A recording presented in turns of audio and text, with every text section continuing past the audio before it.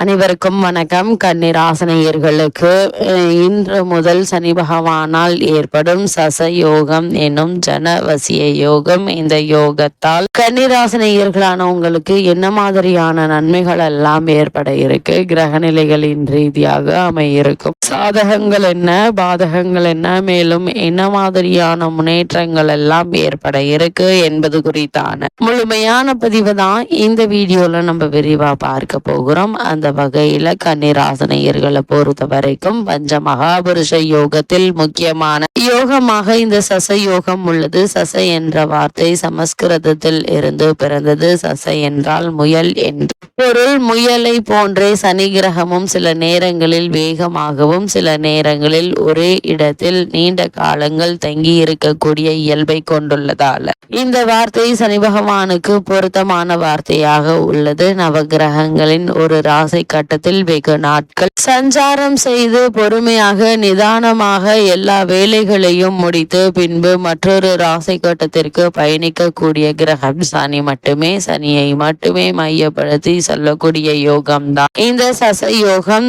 லக்னத்திற்கு அல்லது ராசிக்கு கேந்திரங்கள் என்று சொல்லக்கூடிய லக்னம், சுகஸ்தானம், சதஸ்தானம், கர்மஸ்தானம், பாவங்களில் சனி பகவான் அமர்வதும் அல்லது ஆட்சி உச்சம் பெறுவதும் சச யோகம் என்கின்றது. சில தருணங்களில் கேந்திரங்களில் பரிவர்த்தனை பெற்றும் இந்த சச யோகம் செயல்பட்டு நற்பலன்களை வாரி வழங்குகிறது.